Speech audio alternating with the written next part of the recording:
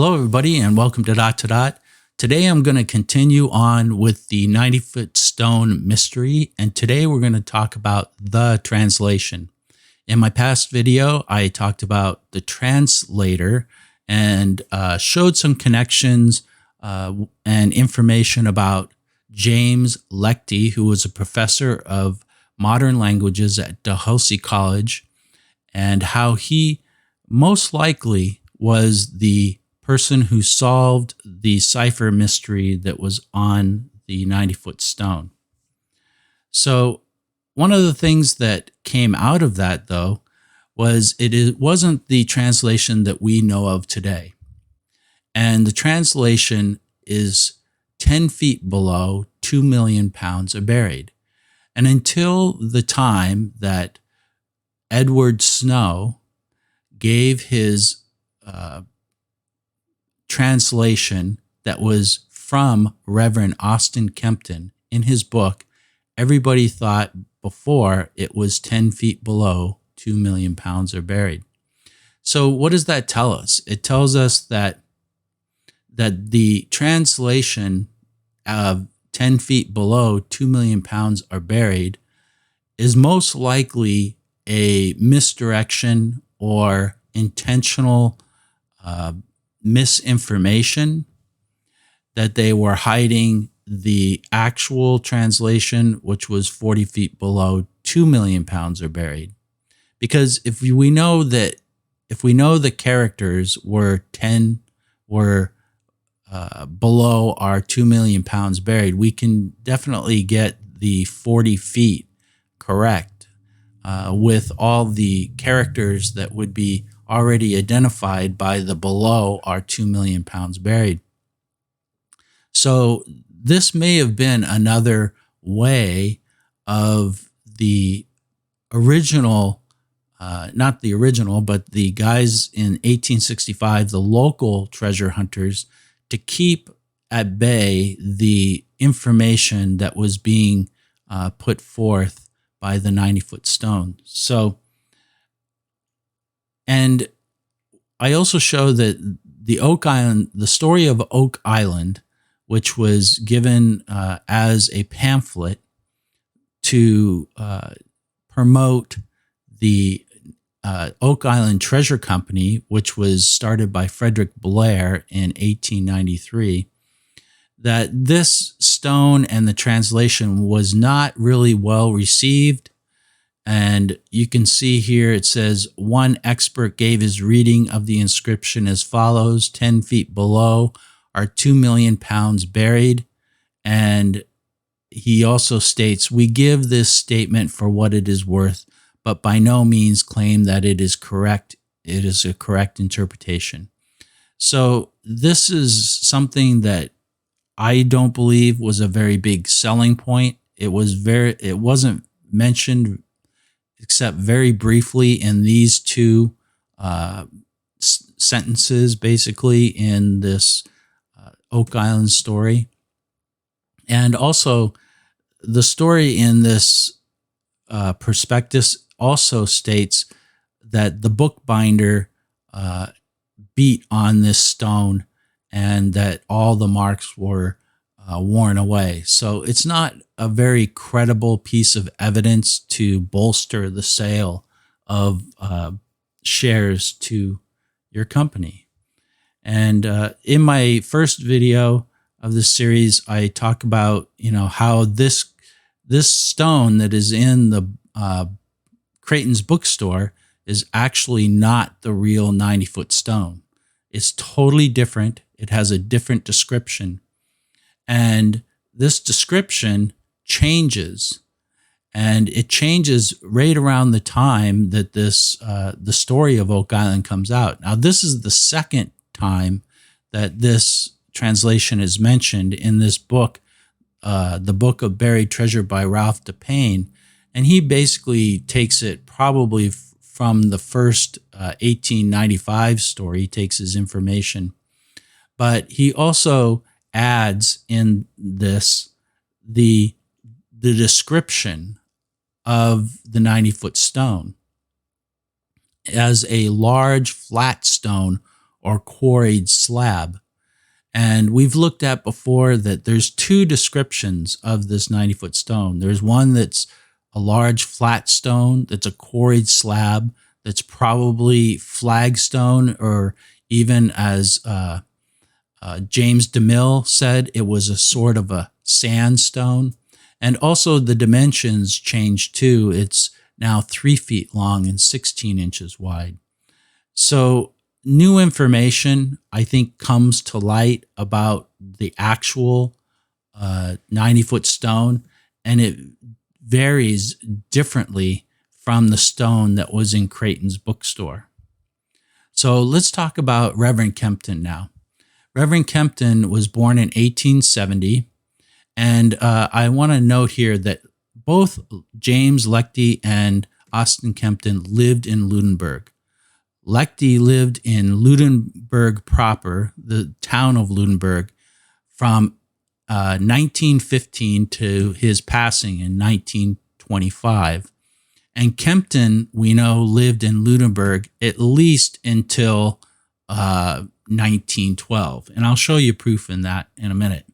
I also want to note that Lechte, in my past video, I showed that he possibly could have lived in Mahone Bay, the town of Mahone Bay, because he did live in Lunenburg County from at least the record states, at least from 1867. So he was a resident of Lunenburg County, James Lechte. So this is the birth record of Austin Kempton. He was born in Kennard, Kings County. Now this is going to basically disagree with some of the authors, and actually it's going to disagree with Kempton's account of where he was born and raised. And he said he was born and raised in Cornwallis. Now there's two areas that are mentioned on the map that are Cornwallis. There's Cornwallis Park, which is farther east and up the coast a little bit from what is Cornwallis Square. And Cornwallis Square is closer to Kennard, and I believe that's where Kempton was born. But we have verified also that with his letter that his mother was named Nancy Seaman, and we have that right here in that birth record. Here's his mother. His father is Bradford Kempton. He was a clergyman in Kennard. And here's his mother, which is Nancy Seaman. So he was born in Kennard. Whether Kempton thinks he was born in Cornwallis, he probably was in Cornwallis Square, and he probably grew up. That's probably where they lived. So here's the proof that Kempton, this is a call to his Reverend calling in Massachusetts in Cambridge, and it's dated January 4th, 1912. So he was living in Lunenburg. It says he was of Lunenburg, Nova Scotia, and that he is called to the pastorate in Cambridge in 1912. So he was living in Lunenburg, at least until that time. Another thing about Kempton, he received an honorary degree at Acadia University. He also graduated from Acadia University, as you'll see in his letter later. And he was very well known in the area of academics, especially with Acadia College. And he was also very well known in Cambridge. And this is a letter where an article where the president of Acadia College sends a letter, and they're all reading about honoring Dr. Kempton and his work that he's been doing with the Baptist Church. So he was very much involved. His life was pretty much consumed by his ministry. And he really wasn't a treasure hunter at all, but he had a very big interest in historical Acadia and the Oak Island mystery. And we'll see that in a minute. Another person that he was involved with was Thomas Riddell. And Thomas Riddell was a prolific and well-known author. He was a lot younger than Kempton. He was born in 1903, so he was a lot younger. However, he did write a lot of historical nonfiction, and he wrote a book called Warden of the North, which I believe had some reference to the Oak Island treasure hunt in it. And it was published in 1948. And Kempton really followed the writing of Thomas Riddell. And 1948 was the year that Kempton actually sent his material to Edward Snow, who eventually publishes it in his book. So perhaps the Warden of the North might have been the inspiration to Austin Kempton to send this information to Ed Snow. Now, why he didn't send it to Thomas Riddell, I don't know. Maybe he did, and maybe Thomas Riddell just didn't put it in any of his books. But this is the correspondence that Kempton did with Riddell. This is an archive correspondence. And there's no conspiratory thing about selling books or anything like that. It's hard to read, and this is basically how he wrote. He had cataracts and he couldn't see very well, so it's very scribbly. It's hard to read, but I've managed to get the content. And what it basically just says is he's following his writings. He wrote for the Saturday Evening Post, and that he's following his writings, and that he wishes him and his wife well, and that they are, next time they're in Boston, they would come and visit. And that's pretty much the gist of it. It's just normal correspondence.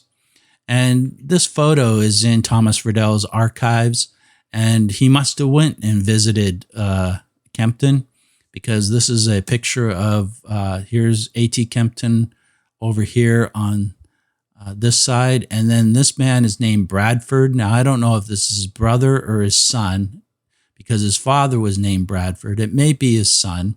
And this is his wife. And I think these are his two kids. And this is Mrs. Kempton. And this man is named Lawrence. And I don't know who he is.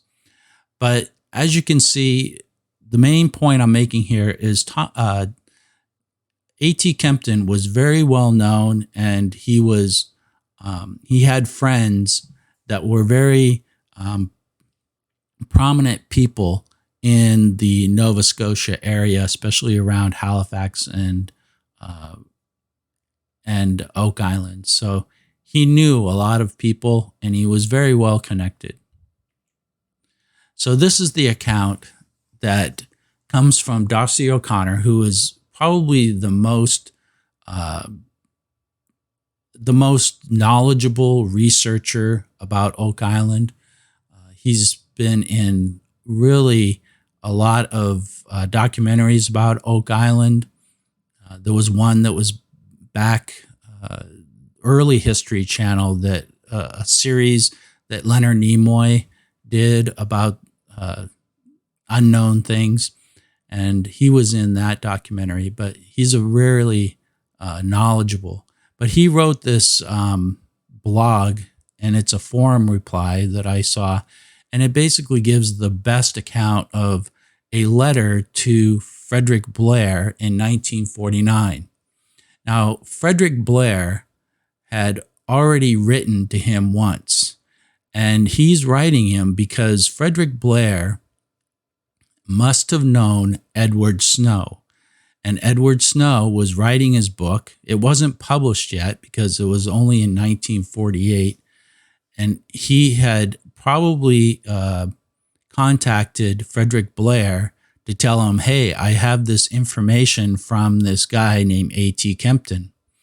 And so Frederick Blair writes him and probably asks him, where did you get this information? And this is the reply from Kempton. Dear Mr. Blair, yours, in other words, his letter, just received, and I'm answering at once.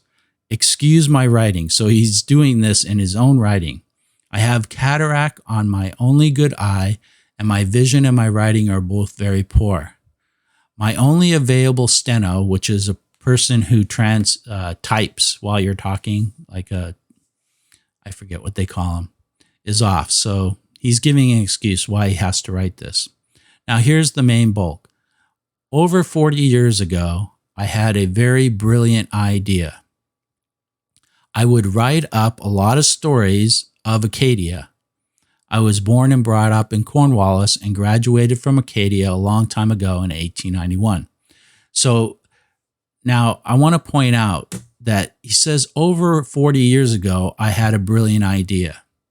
So a lot of people say, and I even said it, that the earliest possible date that he would have received this material from Lectie would be 1909. And this is where they get that idea. Now, he doesn't state that he gets the material 40 years ago. He only states that he had a brilliant idea. So, but we can go on. So he says, I knew fellows and girls from your town. My mother was born in Amherst, and there's his mother's name, daughter of Abram and Nancy Seaman. So this also tells us that Frederick Blair is from Amherst, Nova Scotia. So that's how we know that. As I have, and here's his background on Oak Island. As I have visited Mahone Bay, so he knew about Mahone Bay, and played with cousins who lived in Chester, I know the story of Oak Island. So he's heard a lot of stories about Oak Island.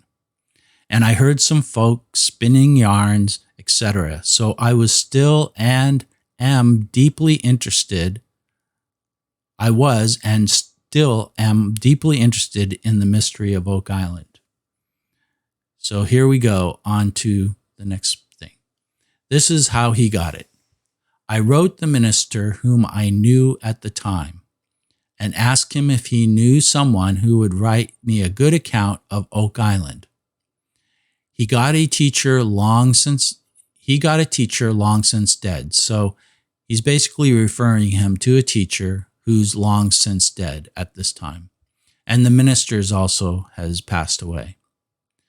He sent me a MSS, which is a manuscript, and I paid for it. I never furnished the book. Now, I don't know if that's furnished or finished. It could mean the same thing. In fact, I never published the Oak Island story. I did publish some of the Indian stories years ago, but only a few in the local papers of Nova Scotia. So he used to write about the Micmac Indians and Acadia. He was very much into that, probably more than he was than Oak Island. The teacher who wrote my MS, who wrote my manuscript, so the manuscript he purchased, did not give any proof in his statements, only that the stone was found and those characters, and this is now O'Connor talking.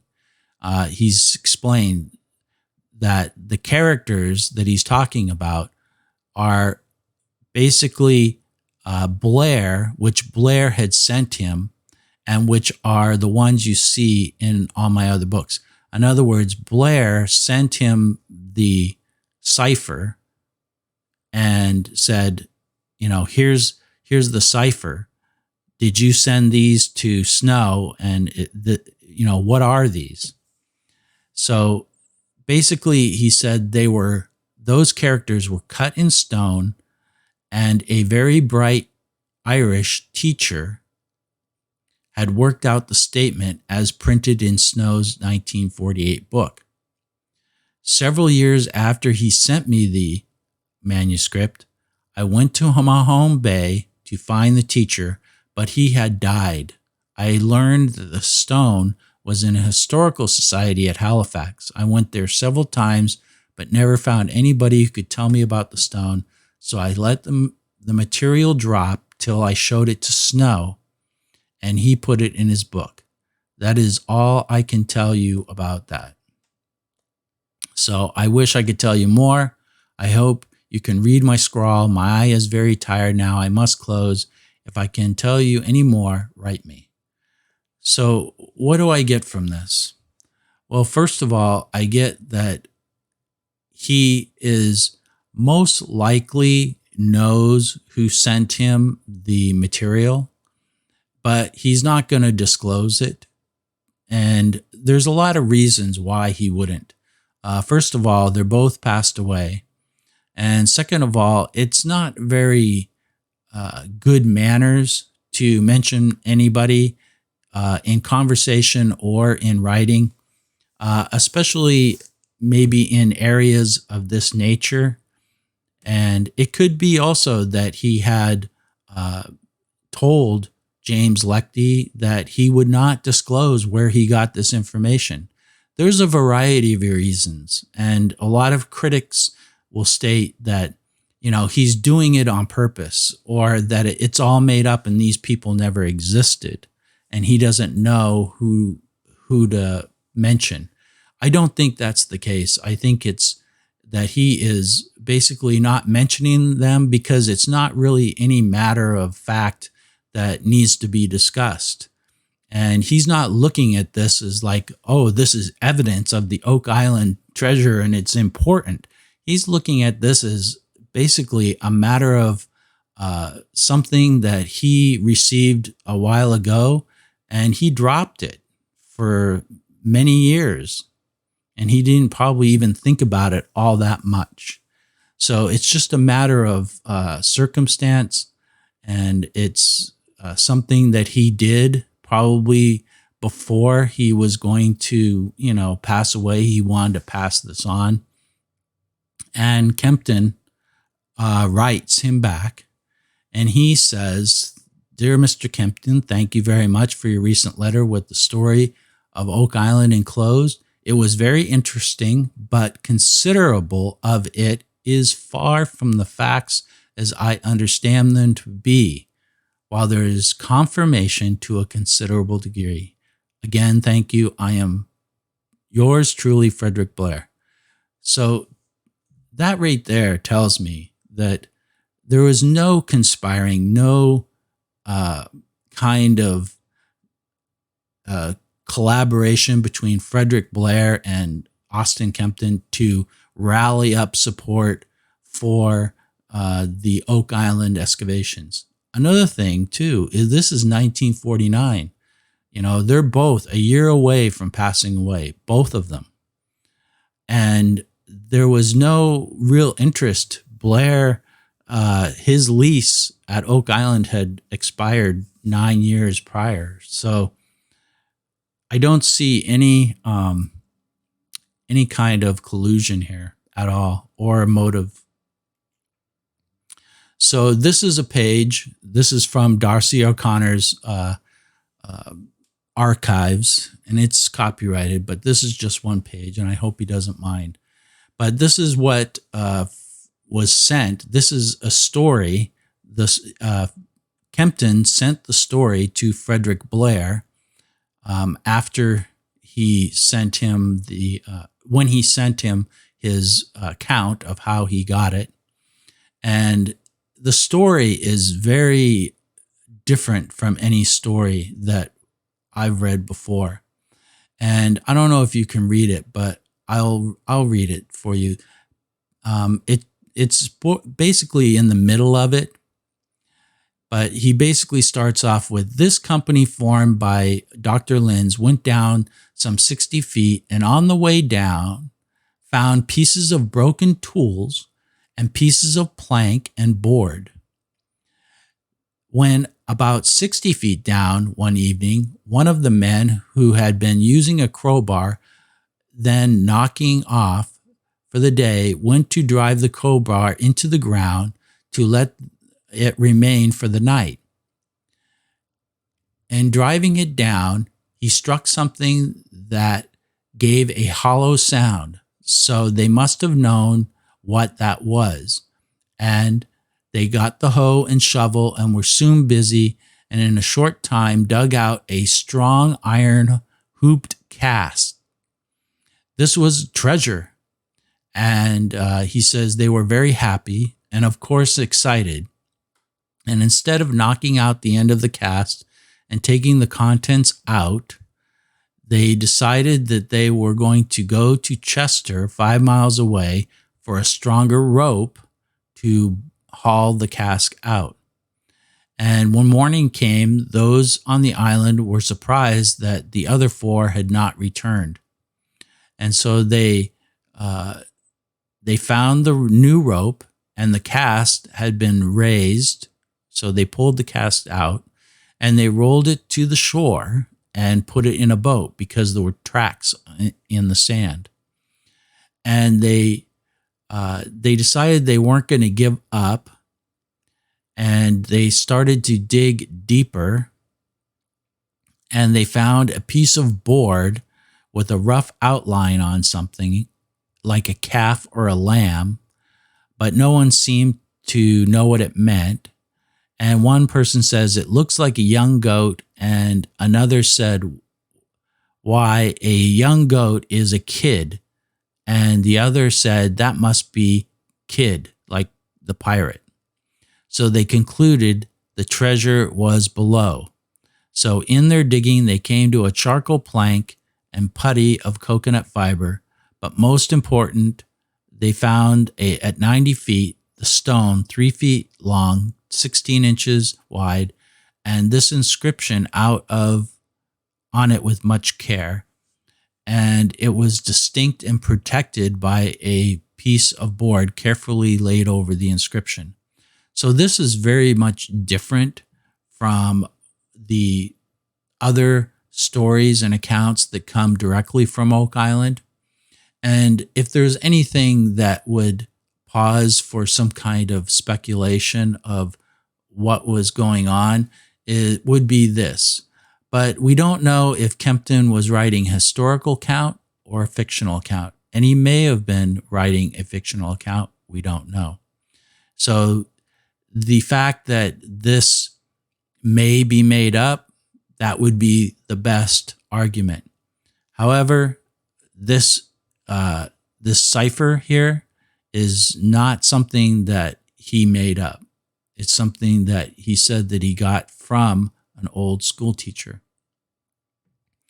Another thing is there's other accounts about the finding of things before the 90-foot stone. The account of Joan McGinnis and also the Moser account both say that treasure and artifacts are found before the inscribed stone. So now, Edward Snow, he was widely known for pirate stories and things like that, but he was also a chronicler of nonfiction New England maritime history. And he did a lot of different books. He was a very well-known, and he wrote many books. And this is the man that eventually ends up with the information that Reverend Kempton had. So this is the translation of the 90-foot stone, and this is what is written in the story of Oak Island from Kempton, and it comes from the archives of R.V. Harris, and it's done by the research of Paul Ruklafsky. And we can see here that these are the symbols that we've before discussed in other videos that perhaps are Mason marks, and that it's a simple cipher to where it's letter for symbol. And this is something that, you can't really make up unless you know some of the history behind these symbols. And being able to just arbitrarily pick these symbols is unlikely for somebody like Kempton. And I think that stands on itself as evidence that the symbols and the translation to the symbols are authentic. So the conclusions to this are there are two stones that existed, one in Creighton's store to lure and vet potential investors. So they put the big hard granite stone in Creighton's bookstore. So if anybody came up to look at it, they knew they were interested in the treasure. Now that could be to sell shares, but it also could give them sort of like a spy network to Creighton's bookstore. They can tell who is interested. And if they're local, maybe they would approach them to buy shares. If they weren't local, they would keep an eye on them. So it was basically a good way to know who was interested in the treasure. And the authentic stone was kept by Jotham Macaulay because it was sent to his house and it went to Halifax. But there's many accounts saying that Jotham Macaulay was the final person who kept the 90-foot stone. Now, James Lechty lived in Lunenburg County in 1867 and possibly Mahone Bay, and he lived in Lunenburg from 1915 to 1925. Lechty retired in 1906 and possibly immigrated from Ireland. And the translation was solved prior to 1895 because it was in the 1895 perspective. Kempton acquired the translation as early as 1909. Now, it could have been later. One of the things that I have a problem with is if Kempton got the translation prior to him leaving Lunenburg, then why didn't he just go and talk to him himself? He was just down the road. So it's interesting, that this is kept secret, the identity of Lechty. And it's most likely that Kempton knew of Lechty, or maybe even personally knew him, and vice versa, because they were prominent figures within the population of Lunenburg. And maybe he promised to keep him a secret. So that's a possibility also. Kempton had no Cipher background, and he really has no motivation in 1948 to create this hoax. None. And Lechty passed the manuscript to Kempton because he may have knew him, and he may have at least knew of him. The Blair-Kempton relationship. Frederick Blair contacted Kempton after Snow referred him to him as a source. And Blair did not know Kempton prior to 1949. Kempton must have contacted Ed Snow because he wanted to pass on the information. I can only find this as his only motive. Blair, he has little confidence in the translation of the Kempton story, and he never saw the stone. So that's why he keeps talking about the stone in Creighton's bookstore, and that it was beaten and the translation was left. Blair also believes the stone did exist, but it got lost because of neglect. And Blair's lease on Oak Island ended in 1940. So there's no reason why these men would put forth anything that would be not something that was handed down to them. So one of the things about the 90-foot stone is tradition says that the stone was part of two fireplaces. This was given by Ed Marshall in 1935. So this is sort of like a Curse of Oak Island. If I could do the narrative voice, I would, but tradition says that the stone was part of two fireplaces. Could this mean that the inscribed stone was part of two fireplaces, first at John Smith's house and then perhaps at Jotham Macaulay's? Could the 90-foot stone and the solution to the Oak Island treasure be kept at Jonathan Macaulay's house? It was a good try, right? Anyway, that's just some speculative kind of thing that I thought of, is if the 90-foot stone still exists, it may be in the fireplace of Jonathan Macaulay's house. So the big question, why would anyone leave a message to dig another 40 feet? 40 feet below 2 million pounds are buried. 40 feet below what? Well, this is the way I think. It's the first flagstones. The first flagstones that they dig up, which are like 2 feet below the surface. It's 40 feet below that. And what about the other documents that are found using the Kempton Cipher? So why is the depth 40 feet in both of them?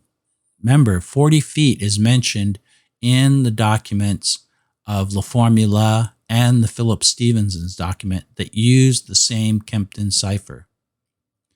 So was the inscription stone meant as a key cipher? So this is my theory, is you come to the first flagstones, you go down 80 feet. Remember, the 90-foot stone really is 80 feet. So it was somewhere between 80 and 90 feet. You go down that far. You find the stone, and perhaps you have already found La Formula. It could have been in the barrel that Kempton mentions, and that also the Moser and the McGinnis accounts talk about finding something before the 90-foot stone. And, McGinnis talks about that they had a scrap of paper that his grandfather would show him, or her grandfather would show him. And the scrap of paper could have been La Formula. But this is all speculation. And the thing about the 90-foot stone is that it would be 40 feet below and 40 feet above would be the entry point. So you would have the 90-foot stone at 80 feet and the flagstones at the surface, and in between those two would be the entry point for the vault. And this is in the vault theory. This is what is in the formula document, where it says at 40 feet, dig at a 45-degree angle. And we also have the 40 feet in the Philip Stevenson document. So if this is true, if the 90-foot stone is true, then perhaps La Formula is true and the Philip Stevenson's document is true. If the 90-foot stone is false, then these other two documents have to be a hoax, because they have the same exact cipher and the same exact cipher solution, even though the 90-foot stone is in English and La Formula and the Philip Stevenson document is in French. So if there's any evidence about the 90-foot stone and and evidence of the cipher being real, it is these other two documents that have come after it from two different sources. All right. I hope I've explained this not too confusing. I thank you very much for watching. If you like this video, like and subscribe. If you would like to donate to this channel, you can hit the thanks button. Thank you so much for watching, and I'll talk to you soon.